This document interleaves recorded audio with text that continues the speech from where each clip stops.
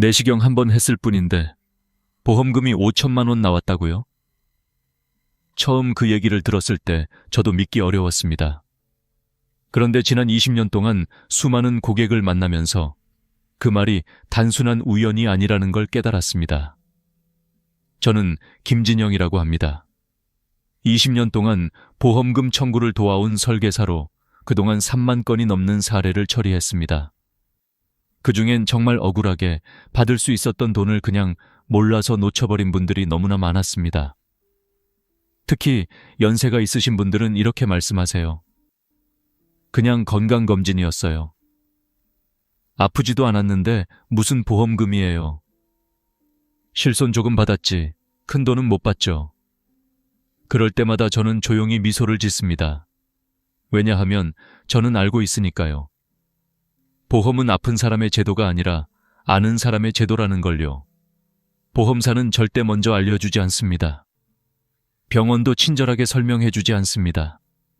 심지어 많은 설계사들조차 검진과 치료의 경계가 어디서 갈리는지 모르는 경우가 많습니다. 지난달 67세의 박성준 어르신이 제게 오셨습니다. 그분은 늘 건강을 챙기는 분이셨죠. 위내시경을 받고 별다른 이상 없다는 말을 들었습니다. 그냥 검진이니까 보험금은 안 되죠. 그렇게 생각하셨답니다. 하지만 제가 서류를 살펴보니 진료 기록 한 줄에 이렇게 적혀 있었습니다. 상복부 불평함. 딱 그 한 줄이 보험사의 판단을 완전히 바꿔놓았습니다. 결과는요. 실손보험과 수술비를 합쳐 57만 원. 그리고 2년 전 대장 내시경 기록까지 확인해 추가로 45만 원을 더 받으셨습니다. 총 100만 원이 넘는 돈이 한 번의 확인으로 돌아왔죠. 그날 어르신은 제 앞에서 눈시울을 붉히며 말씀하셨습니다. 진영 씨, 이거 진짜 감사해요. 그냥 검진인 줄 알고 평생 모르고 넘어갈 뻔했어요. 저는 그때 다시 한번 확신했습니다. 보험금은 병이 아니라 기록에서 나온다는 사실을요. 아팠다는 게 중요한 게 아니라 의무 기록에 어떻게 적혀 있느냐가 모든 걸 결정합니다. 예를 들어 위내시경을 하다가 용종을 제거했다면 그건 단순 검진이 아니라 치료 행위입니다. 즉, 실손보험 청구 대상이 되는 거죠. 또 만약 조직검사를 했다면 그건 진단비 혹은 수술비로 이어질 가능성이 매우 높습니다.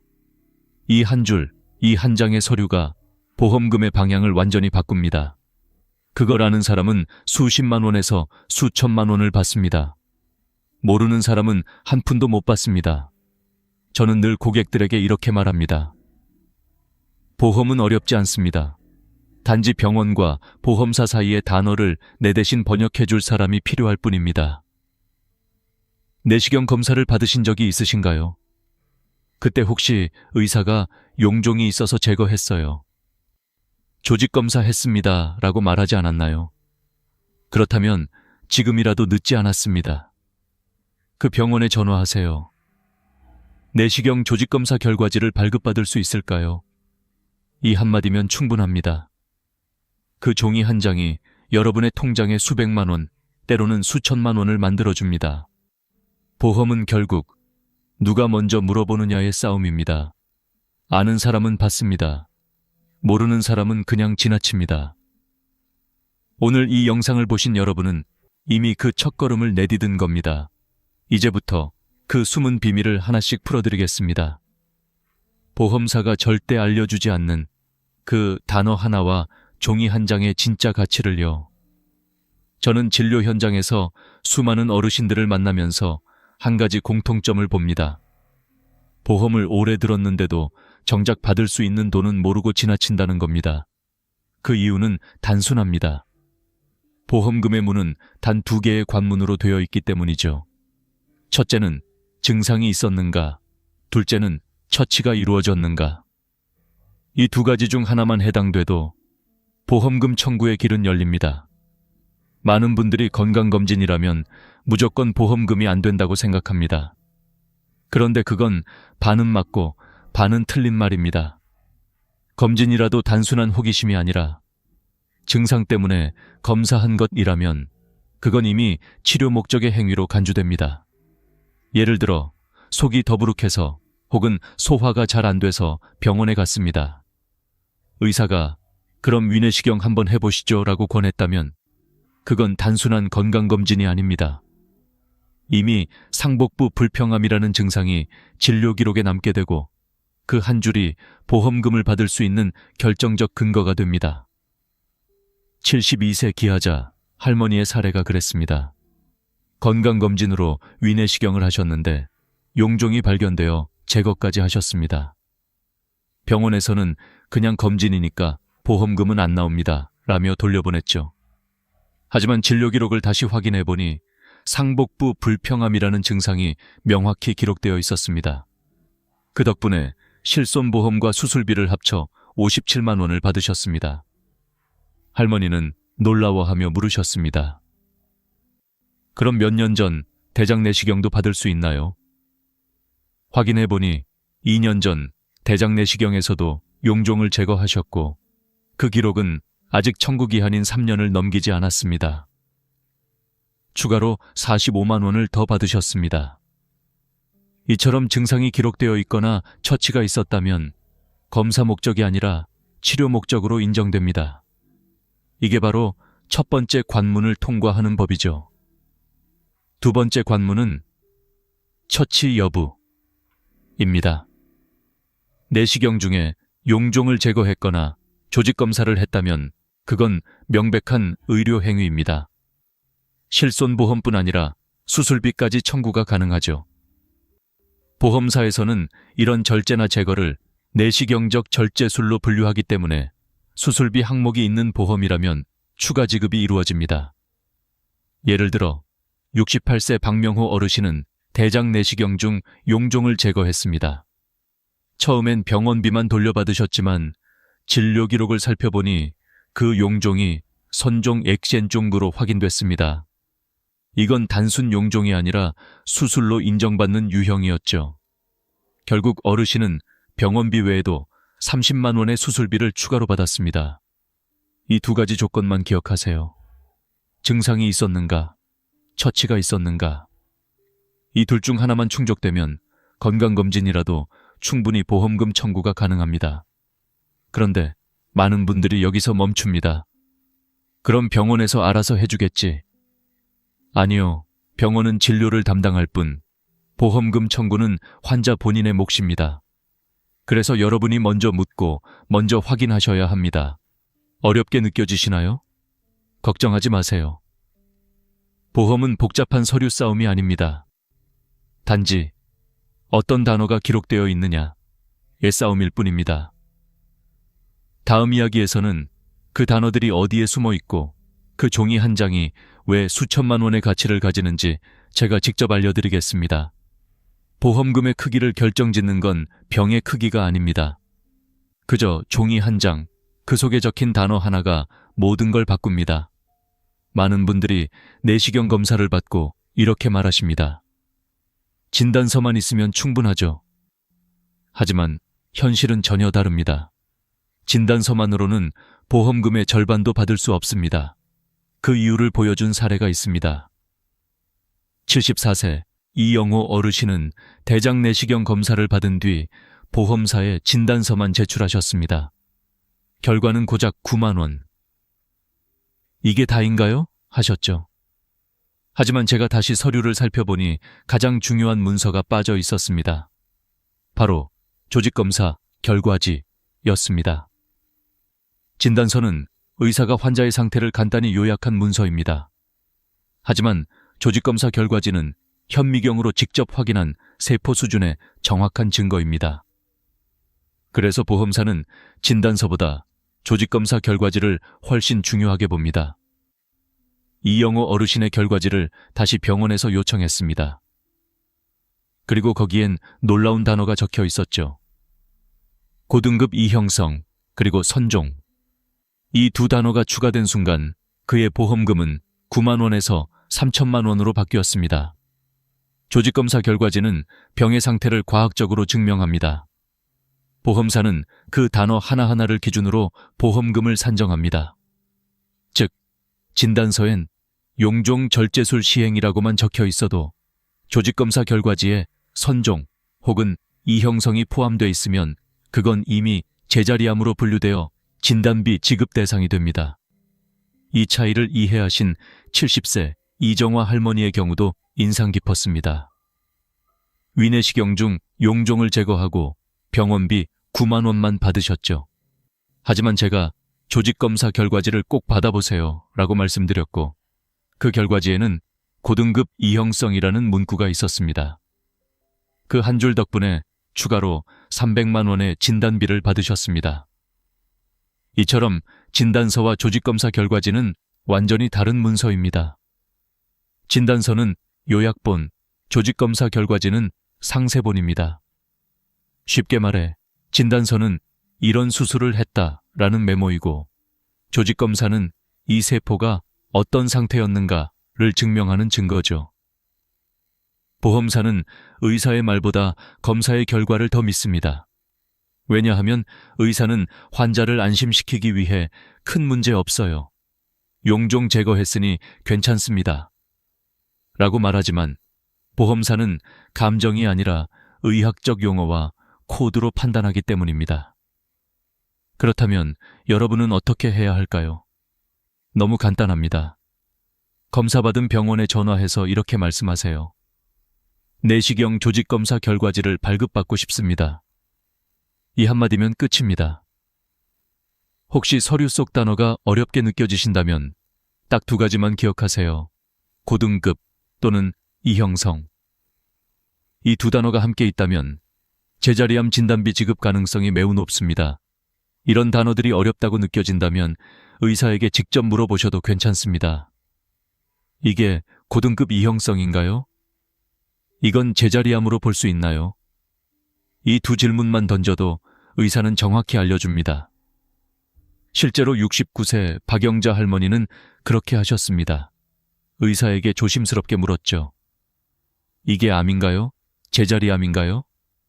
의사는 잠시 고민하다가 이렇게 대답했습니다. 고등급 이형성입니다. 제자리암과 같은 의미예요. 그 한마디를 기록으로 남겨 보험사에 제출한 결과 그분은 3천만 원을 받으셨습니다.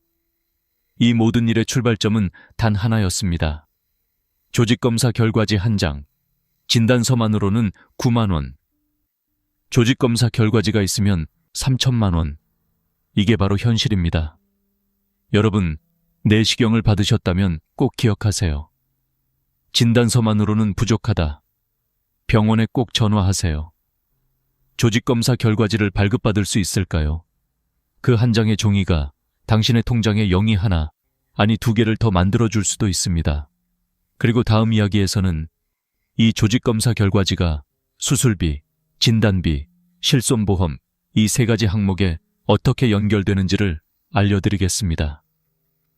여러분, 보험금이 어떻게 계산되는지 아시나요? 대부분은 이렇게 생각합니다. 병원비만큼만 돌려받는 거잖아요. 하지만 그건 보험의 극히 일부분일 뿐입니다. 제가 지난 20년간 도와드린 수천 명의 고객 중 절반 이상은 자신이 받을 수 있었던 진짜 보험금의 10분의 1도 모르고 있었습니다. 이제부터 말씀드릴 내용은 보험 설계사도 심지어 병원도 잘 모르는 영역입니다. 보험사가 절대 먼저 말해주지 않는 진짜 구조, 그 비밀을 풀어드리겠습니다.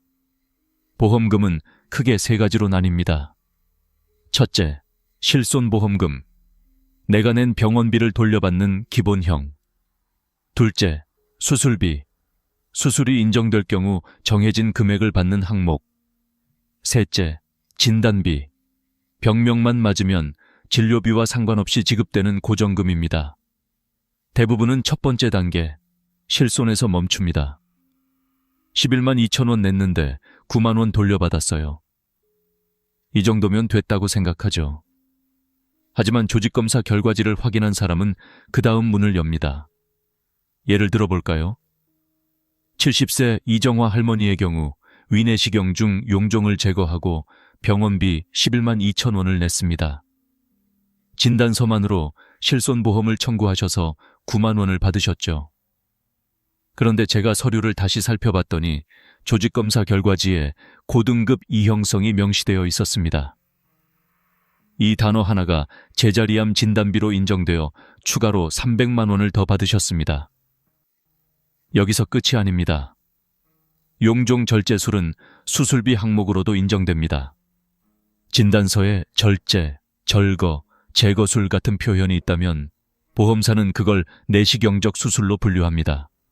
즉, 수술비로 정해진 금액을 또 받을 수 있다는 뜻이죠.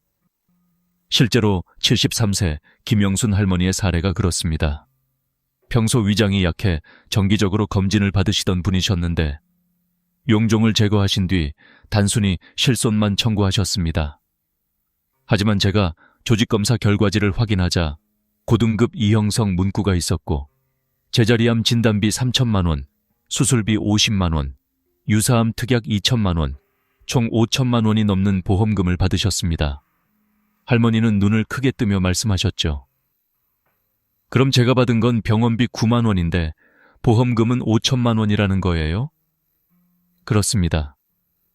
병의 크기가 아니라 서류에 적힌 단어의 정확성이 보험금의 액수를 결정합니다. 이쯤에서 많은 분들이 묻습니다. 그럼 이런 걸 왜 보험사는 먼저 알려주지 않나요? 정답은 간단합니다. 보험사의 일은 지급이 아니라 관리입니다. 보험사는 청구가 들어와야 검토합니다. 즉, 묻지 않으면 주지 않습니다. 알려주지 않는 이유는 단순히 그들이 말할 의무가 없기 때문입니다. 병원도 마찬가지입니다. 병원은 진료와 치료에 집중합니다. 보험금 청구는 환자의 몫입니다. 의사 선생님이 용종은 다 제거했으니 괜찮아요 라고 말하는 순간 그 말에 안심하고 끝내는 분들이 많죠.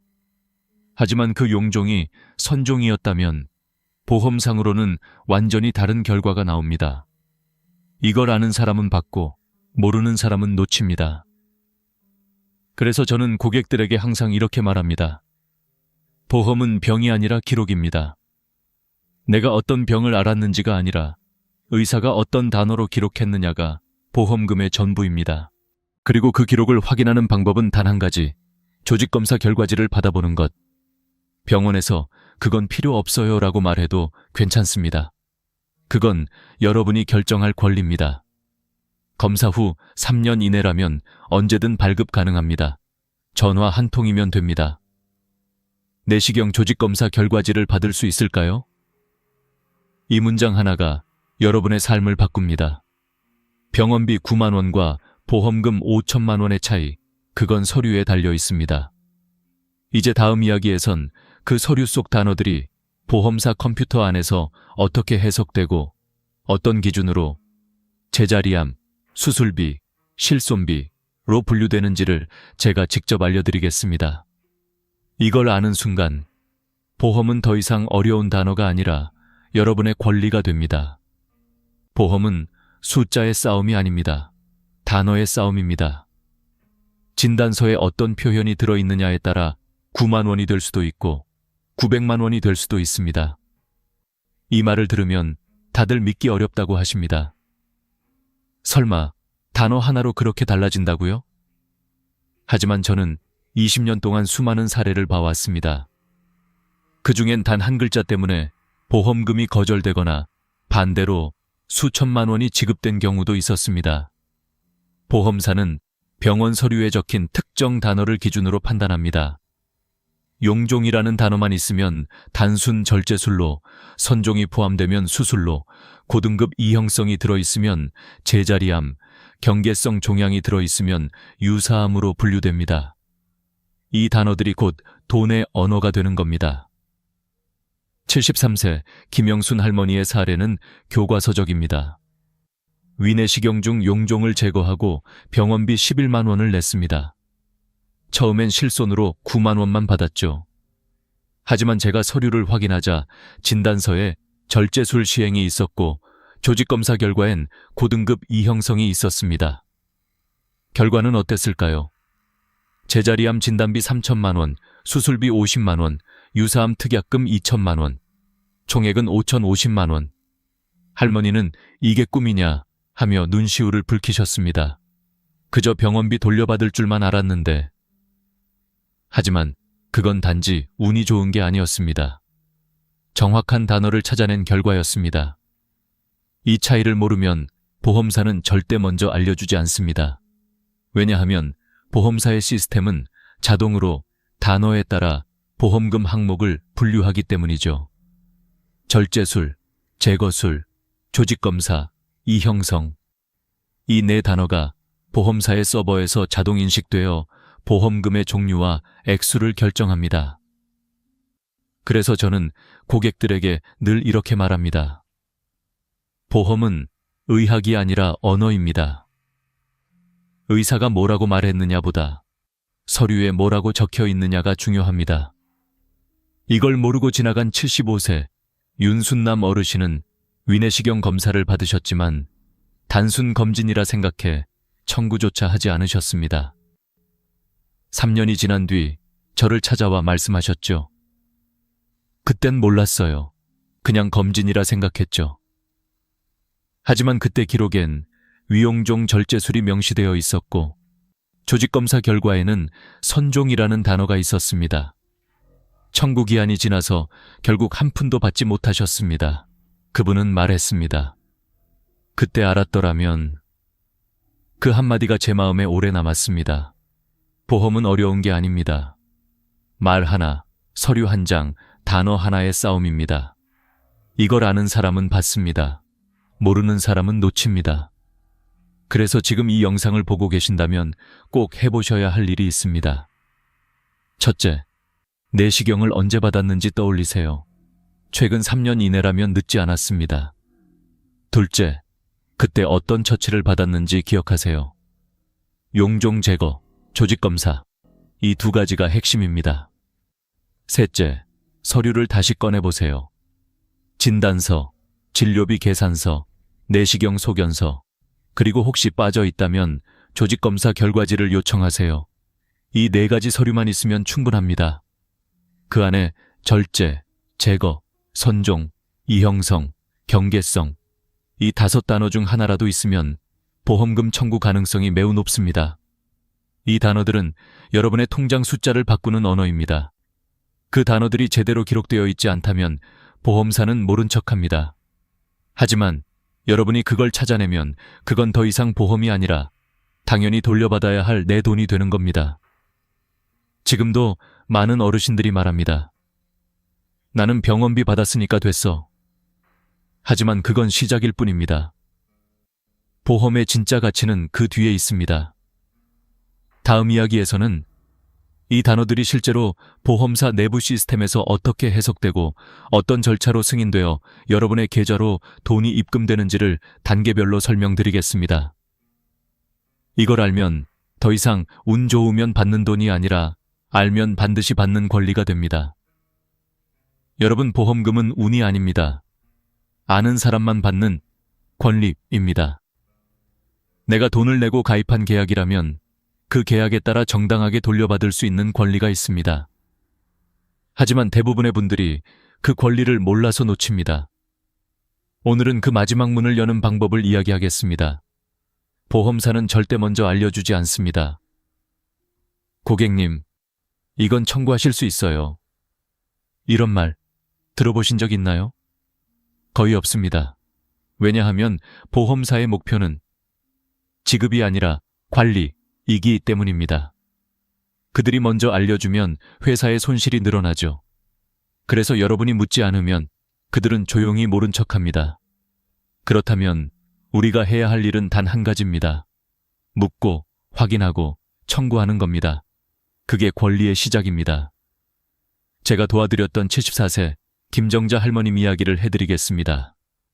몇 년 전 위내시경 검사를 받으셨습니다. 용종이 있어 제거했지만 그냥 건강검진이니까 보험금은 안 나와요. 병원의 말을 그대로 믿고 넘어가셨죠.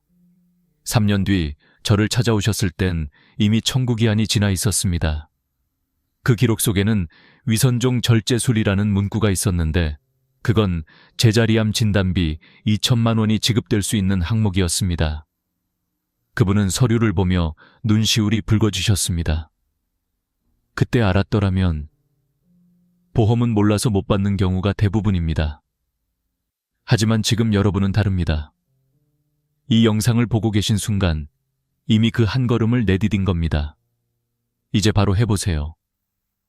첫째, 내시경 받은 병원에 전화하세요. 조직검사 결과지를 받을 수 있을까요? 이 한마디면 됩니다. 둘째, 서류 속 단어를 확인하세요. 절제, 제거, 선종, 이형성, 경계성. 이 5단어 중 하나라도 있다면 반드시 청구하세요. 셋째, 보험사에 전화하세요. 용종 제거했는데 수술비나 진단비가 나올 수 있을까요? 상담원이 항목을 확인해 줄 겁니다. 이 3단계면 충분합니다. 그런데 아직도 이렇게 말하는 분들이 계십니다. 그거 귀찮아서 그냥 포기했어요. 하지만 제가 수천 명을 도와드리며 확신한 건 단 하나입니다. 포기한 사람은 절대 받을 수 없고 묻는 사람은 반드시 받는다. 보험금은 운 좋은 사람의 몫이 아닙니다. 확인한 사람의 몫입니다. 병원은 진료를 하고 보험사는 청구를 기다립니다. 그 사이에 있는 단 한 사람, 바로 여러분이 움직여야 합니다.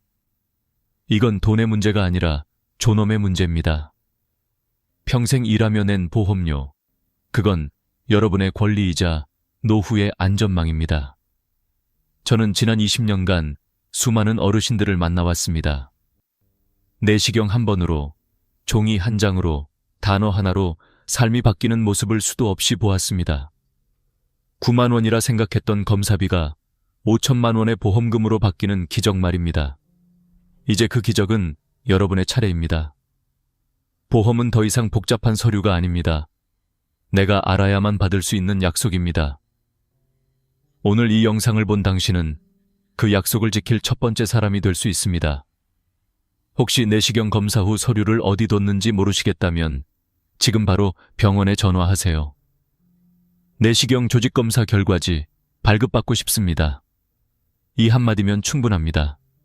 그리고 주변 분들께도 꼭 알려주세요. 여러분이 공유하는 단 한 번의 클릭이 누군가에겐 3천만 원, 5천만 원의 희망이 됩니다. 저는 다시 한번 말씀드립니다. 보험은 운이 아닙니다. 아는 사람의 권리입니다. 그 권리를 지키는 첫 걸음이 바로 확인입니다. 오늘부터 여러분의 권리를 직접 찾아가세요. 제가 이 자리를 빌려 마지막으로 부탁드립니다. 내 돈, 내가 챙기자. 그게 여러분의 노후를 지키는 가장 현명한 방법입니다. 끝까지 함께 해주셔서 감사합니다. 이 이야기가 도움이 되셨다면 좋아요와 구독, 그리고 알림 설정 부탁드립니다. 여러분의 한 번의 응원이 또 다른 분의 삶을 바꾸는 시작이 될 수 있습니다. 노후의 지혜, 삶의 가치, 저는 언제나 여러분 곁에서 함께하겠습니다. 여러분, 아침마다 식탁 위에 올라오는 그 평범한 생선 한 점이 사실은 당신의 혈압을 올리고 기억력을 흐리게 하고 신장을 지치게 만들고 있다면 믿으시겠습니까? 저는 42년 동안 내과 의사로 수많은 환자들을 만나면서 바로 그 익숙한 음식이 인생의 건강 곡선을 바꾸는 순간을 너무도 많이 보았습니다. 병원비 수백만 원이 들 만큼 몸이 무너져 버린 뒤에야 대부분은 이렇게 말합니다. 그냥 평생 먹던 생선이었어요. 문제일 줄 몰랐어요. 하지만 노년의 몸은 더 이상 예전의 몸이 아닙니다. 젊을 때는 간이 독소를 걸러주고 신장이 노폐물을 내보내고 면역이 미세한 균들을 이겨냈죠. 그러나 65세를 넘어서면 그 모든 시스템이 조금씩 느려지고 예민해집니다. 그리고 그 틈을 파고드는 게 바로 잘못된 생선 선택입니다. 생선은 건강식이라는 이미지가 너무 강해서 사람들은 좋은 거니까 많이 먹어도 된다고 믿습니다. 그러나 그 생선이 어디서 자랐는지, 어떤 물질을 품고 있는지 그 차이가 바로 생명을 지키거나 병을 키우는 갈림길이 됩니다. 제가 진료실에서 본 수많은 어르신들은 처음엔 증상이 뚜렷하지 않았습니다. 손끝이 저리고 머리가 멍하고 걸음이 자꾸 흔들리는 정도였죠. 대부분은 나이 탓이겠지 하고 넘겼습니다. 그러나 검사 결과 이미 신장은 제 기능을 하지 못했고 심장은 늘 과부하 상태였습니다. 놀랍게도 공통점이 하나 있었습니다. 바로 매일 먹던 생선이었습니다. 생선이 나쁘다는 게 아닙니다. 문제는 그 생선이 자라온 환경입니다. 바다의 오염, 양식장에서 쓰인 항생제, 저장 과정의 화학물질, 이런 것들이 조용히 우리 몸속으로 들어와 세포 하나하나를 피로하게 만듭니다. 특히 나이가 들면 몸속 해독 속도가 느려져 아주 작은 독소도 쌓여서 병의 불씨가 됩니다. 그래서 오늘 이 영상에서는 여러분께 65세 이후 절대 피해야 할 생선 4가지, 그리고 반드시 챙겨 먹어야 할 생선 4가지를 알려드리겠습니다. 단순한 식습관의 차이가 어떻게 혈압을 안정시키고 기억력을 회복시키며 피로한 몸에 활력을 불어넣는지 실제 사례와 함께 말씀드릴게요. 시작하기 전에 영상 아래 구독과 좋아요 버튼 눌러주세요. 여러분의 작은 클릭이 다른 분들의 건강을 지키는 큰 힘이 됩니다. 자, 이제 우리 몸을 조용히 병들게 하는 생선들 하나씩 만나보겠습니다. 서울 양천구에 사는 74세 박정희 씨는 늘 건강관리에 성실한 분이었습니다. 하루 3끼를 규칙적으로 챙기고 일주일 3번 이상은 참치를 먹었습니다. 등푸른 생선이 혈관에 좋다는 말을 믿었죠. 하지만 어느 날부터인가 걷는 게 힘들고 말이 어눌해지기 시작했습니다. 단순히 나이 탓이라 여겼지만 병원 검사 결과는 충격이었습니다. 혈중 수은 농도가 정상의 6배, 신경계가 이미 손상되고 있었습니다. 왜 이런 일이 일어났을까요? 참치는 바다의 먹이사슬 가장 위에 있습니다. 작은 물고기들이 먹은 수은이 참치 몸속에 계속 쌓이는 생물 농축 현상 때문입니다.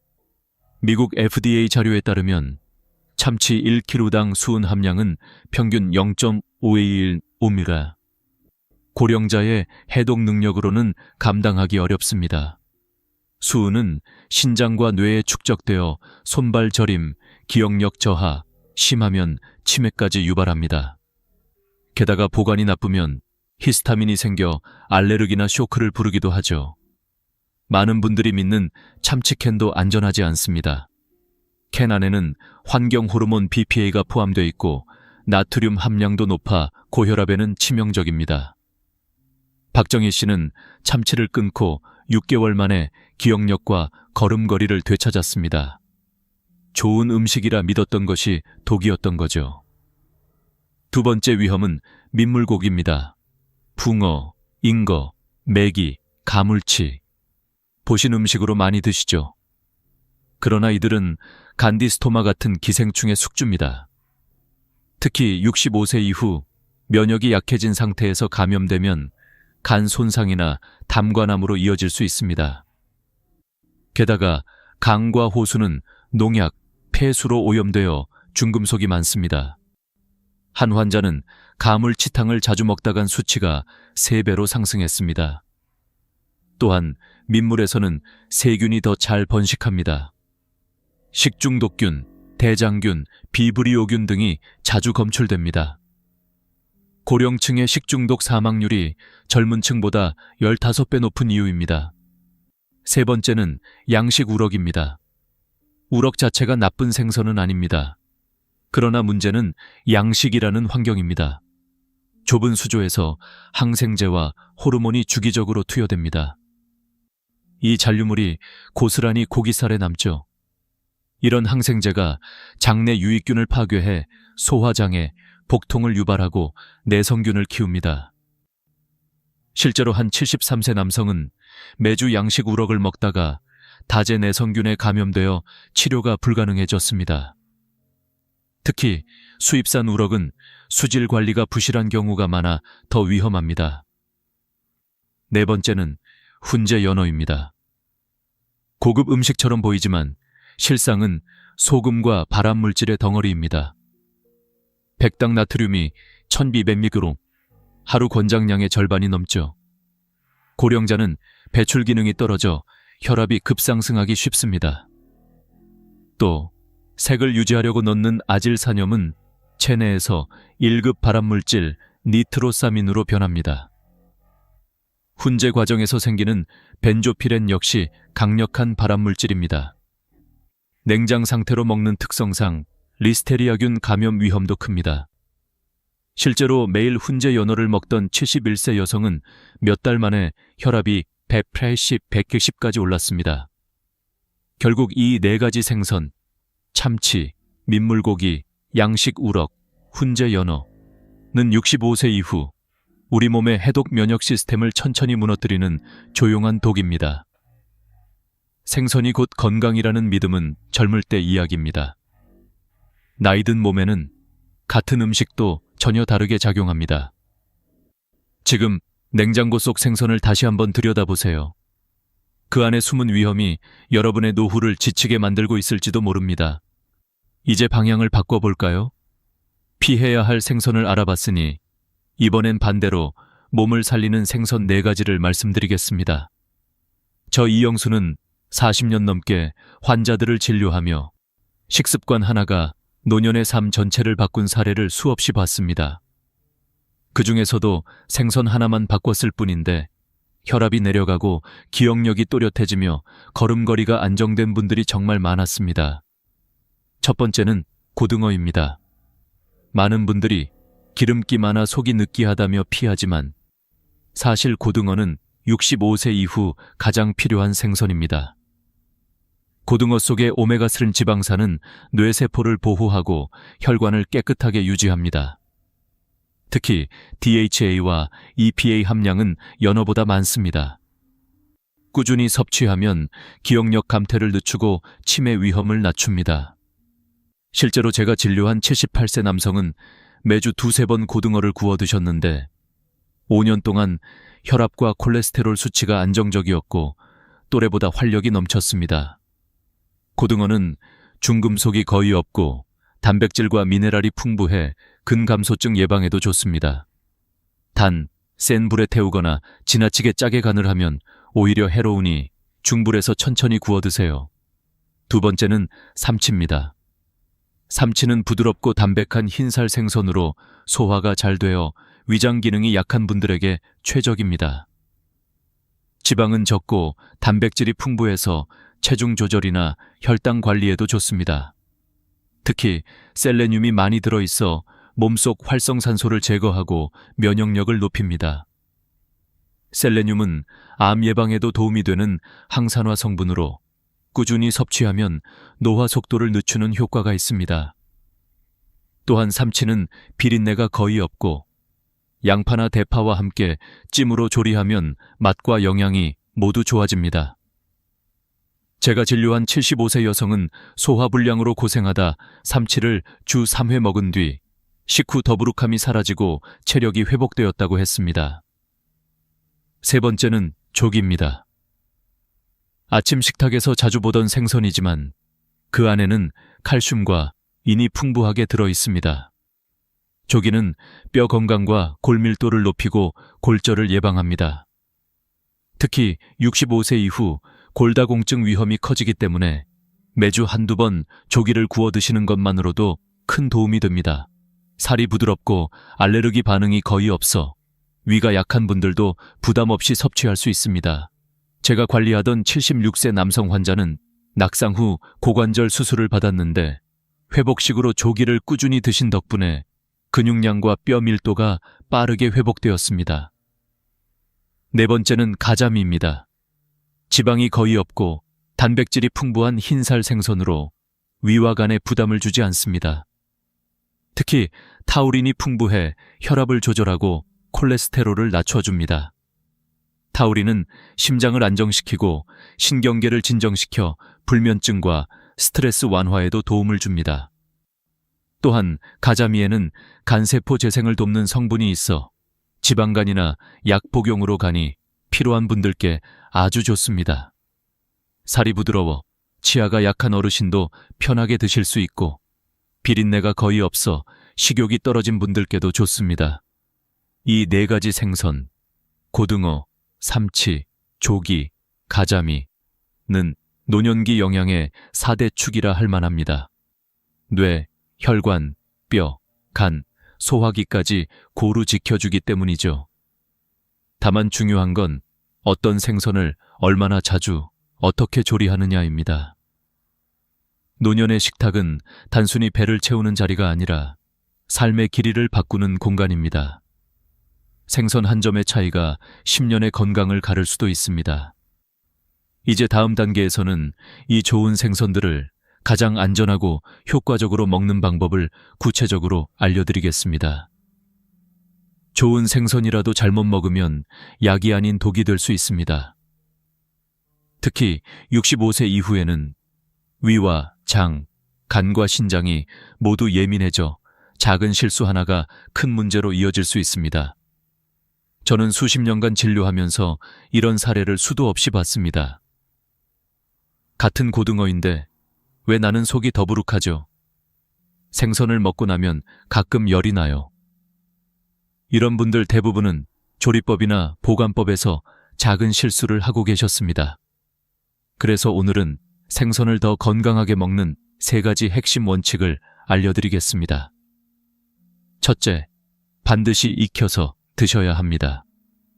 회로 먹는 생선, 특히 참치나 민물고기 회는 절대 피해야 합니다. 눈에 보이지 않는 기생충, 세균, 바이러스가 그대로 체내에 들어갈 수 있기 때문이죠. 나이가 들면 면역력이 약해져서 이런 감염이 훨씬 쉽게 번집니다. 생선을 익힐 때는 중심 온도가 63도 이상이 되어야 안전합니다. 두께 2cm 생선이라면 한 면당 5-7분 중불에서 굽는 것이 적당하고 찜이나 탕은 끓는 물에서 최소 10분 이상 익혀야 합니다. 이렇게 하면 기생충과 세균은 완전히 사멸됩니다. 둘째, 내장과 피는 반드시 제거하세요. 생선 속 독소와 중금속, 기생충의 대부분은 내장과 피에 몰려 있습니다. 특히 간, 아가미, 복부의 검은 막에는 농축된 독성 물질이 많습니다. 손질할 때는 흐르는 찬물로 내장을 깨끗이 제거하고 작은 칫솔이나 숟가락으로 복강 안쪽을 문질러 주세요. 이렇게 하면 잔류 독소가 훨씬 줄어듭니다. 손질한 뒤에는 소금물에 30분 정도 담가두면 피와 불순물이 빠져나와 더 안전해집니다. 셋째, 원산지와 유통 경로를 확인하세요. 국산이라고 무조건 안전한 것은 아닙니다. 그러나 수입산 중에는 항생제, 호르몬 사용 기준이 느슨한 곳이 많습니다.